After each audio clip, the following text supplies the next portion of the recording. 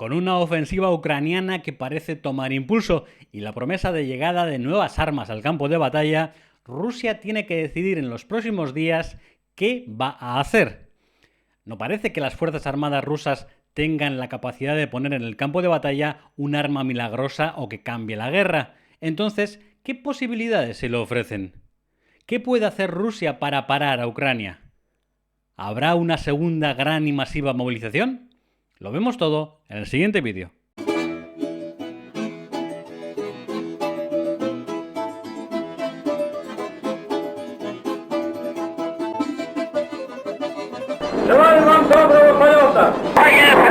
Bienvenidos a Crónicas de la Estepa Rusa, a vuestras crónicas, para hablar hoy de los últimos movimientos legales que pueden conducir a Rusia a una segunda y masiva movilización.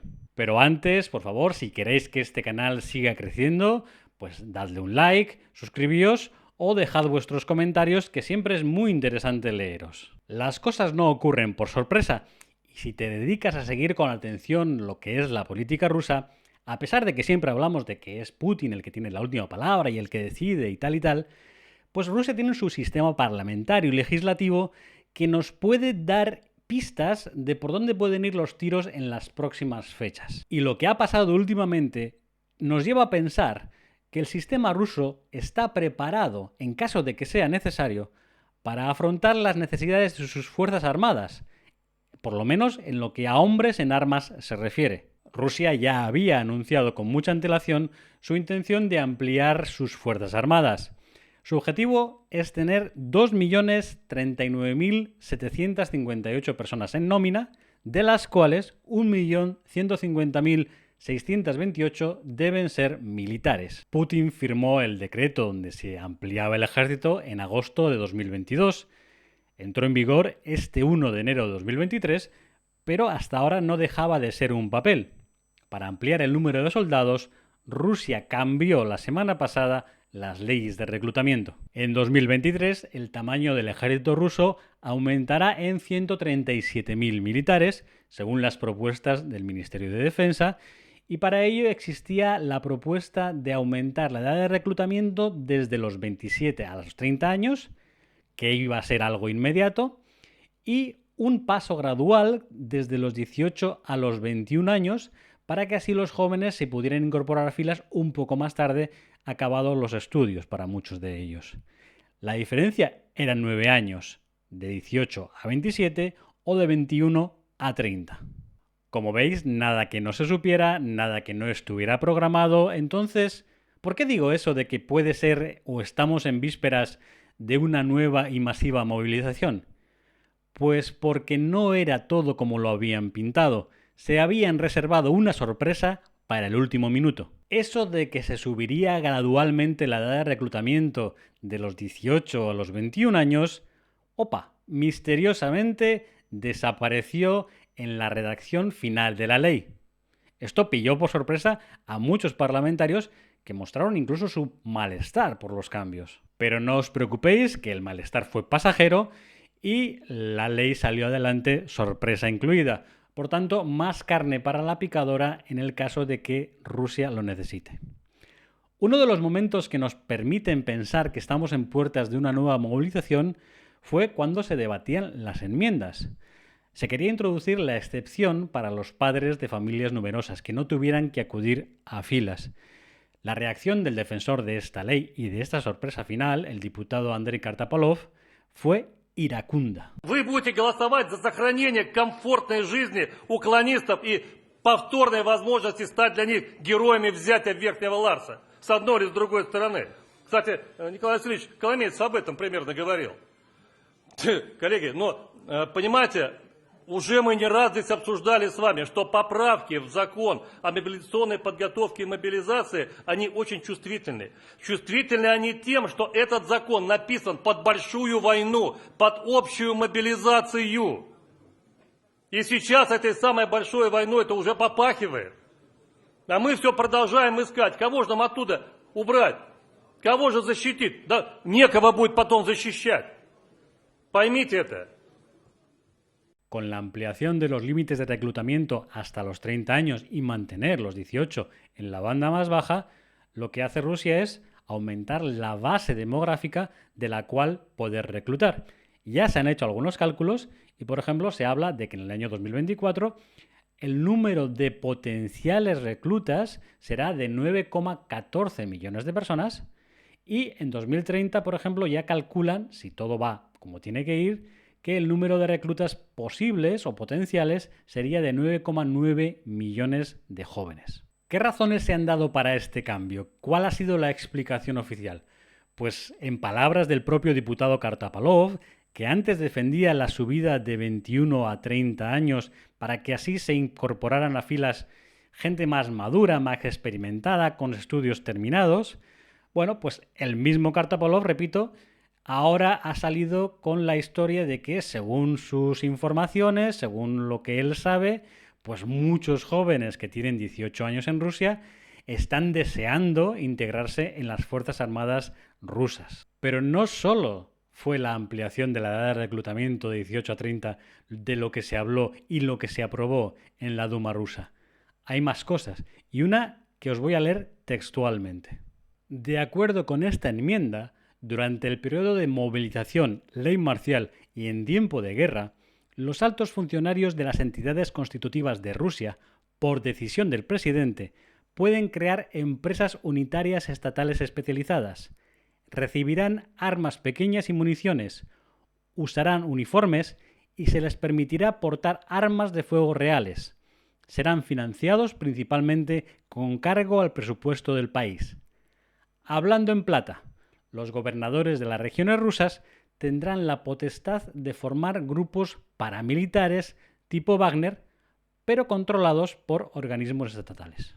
O sea, más reclutas, más organizaciones mercenarias y, por supuesto, más multas si intentas eludir tus obligaciones. No hay ley rusa que se precie que no venga acompañada de una retahíla de sanciones y multas para sus ciudadanos.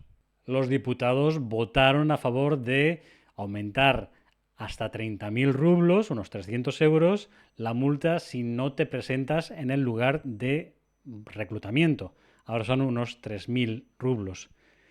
También aumentaron a 15.000 rublos de multa si te vas del país más de 6 meses y no lo comunicas, o también si vuelves al país y no lo comunicas. También, por ejemplo, había otra multa que era si no ibas a los reconocimientos médicos. Te llamaban, no aparecías y te caían 25.000 rublos de multa. No son cantidades exorbitadas, pero al final siempre están ahí presionando para que no hagas cosas ilegales. 25.000, 30.000, 40.000 rublos es una cantidad que ya para mucha gente, especialmente de regiones, es importante. Y lo que es el punto clave para muchos de los que quisieran o desearían no acudir a la llamada del ejército en caso de que fueran llamados. Una vez que se emita ese aviso de reclutamiento, que es electrónico y que no tiene por qué abrirlo o darse por enterado el reclutado, ¿no? Solo con ser enviado ya cuenta como que estás reclutado. En ese momento toda esa información pasa al servicio de fronteras que, si tú intentas salir del país, tendrá en su base de datos que estás reclutado y podrás ser detenido. Con lo cual se intenta evitar todo ese éxodo masivo que vimos en otoño pasado a través, por ejemplo, de Georgia, y esas imágenes de largas personas, largas filas de rusos intentando salir del país. Ya veis que todo está preparado para no dejar escapar a nadie, o por lo menos para ponérselo lo más difícil posible. Pero aún hay más. No queda ahí la cosa. Ahora también tocó el turno para los militares de reserva. Hasta ahora, un militar ruso permanecía en la reserva hasta los 50 años. Con la nueva ley, ese periodo en la reserva aumentará gradualmente hasta los 55 años.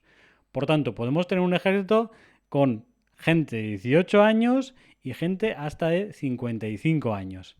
Y teniendo en cuenta que la esperanza de vida para los hombres en Rusia no llega a los 70 años, pues prácticamente es que te pueden movilizar hasta cuando estás a punto de morir.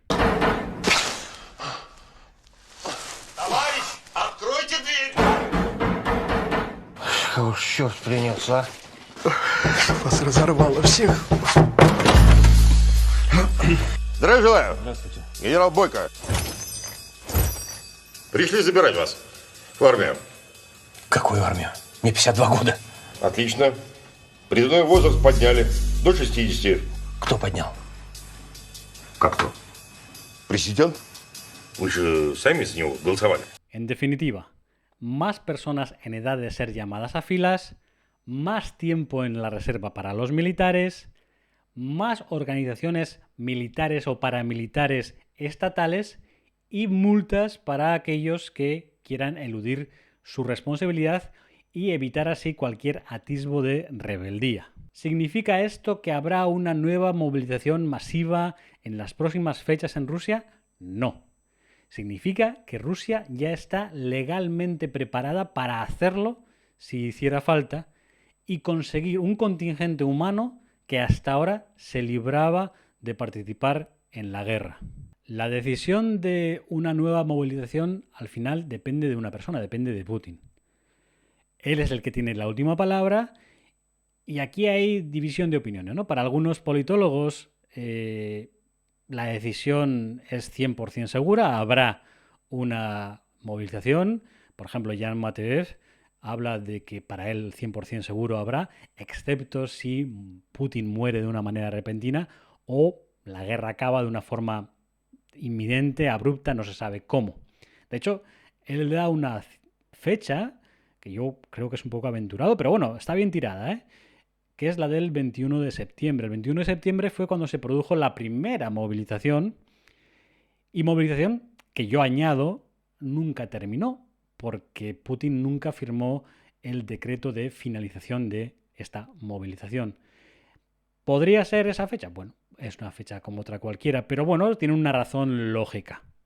Otros, como el politólogo Grashenkov, da por hecho de que no habrá una segunda movilización porque no arreglaría ningún problema. De hecho, sería, ya vimos, según él, o ya se vieron en la primera movilización, todos los problemas que hubo, las deficiencias, y ahora estarías añadiendo a la guerra, al conflicto, gente o muy joven o gente muy mayor, 30, 40 padres de familia, que muchos de ellos a lo mejor no están en las mejores condiciones físicas, pues para dar lo mejor de sí mismos en el campo de batalla. Además, añade que sería una medida tremendamente impopular, y ahora añado yo que también, visto lo visto hasta ahora en Rusia, tampoco creo que eso sea el motivo más apremiante para negarse a hacer esta movilización. La sociedad rusa ya ha demostrado que está en plan ameba y que le da igual todo lo que le caiga, o sea que si hay una nueva movilización, pues yo creo que también lo aceptará, se resignará y callará. Mi opinión, si me tengo que jugar mis 5 euretes, a ver, todo dependerá de lo que ocurra en el campo de batalla. Si Rusia es capaz de frenar más o menos a Ucrania con lo que tiene hasta ahora, con sus movilizados, con sus voluntarios, con sus batallones de Ahmad Silla y similares, pues entonces no habrá necesidad de recurrir a una segunda y masiva movilización. Si en el campo de batalla las cosas se le tuercen, sí, va a tener que hacerla, y aunque sea impopular, va a ser la único, o es lo único que yo pienso que puede poner encima de la mesa Rusia. Confiar en su masa humana para debilitar a Ucrania, o para que Ucrania, el pago, el sangre que tenga que hacer Ucrania para avanzar, sea demasiado grande como para que le sea rentable. Entonces sí, yo pienso que podría haber una nueva y segunda movilización. Ojos atentos al día 1 de octubre, es cuando empieza el reclutamiento de otoño. Vamos a ver si esa fecha, Jan Mateev hablaba del 21 de septiembre, yo soy más del 1 de octubre, en esa fecha empieza el reclutamiento tradicional de otoño, se deben incorporar a filas muchos jóvenes y ya algunos de los que se han marcado en esta nueva ley. Con lo cual, habrá que estar atentos a esa fecha del 1 de octubre, finales de septiembre, 1 de octubre, para ver qué pasa. Elucubraciones aparte, lo que está claro es que Rusia ya ha preparado el terreno, ya está legalmente lista para afrontar una segunda movilización con más garantías de éxito que la primera, que fue un poco caótica. Ya sabemos cómo lo va a hacer, qué medios ha puesto para evitar que se vaya la gente. Ahora todo depende del campo de batalla y todo depende de la decisión de Putin. Espero que os haya gustado, espero que haya sido interesante y nos vemos en el próximo vídeo de Crónicas de la Estepa Rusa. Das Vidania.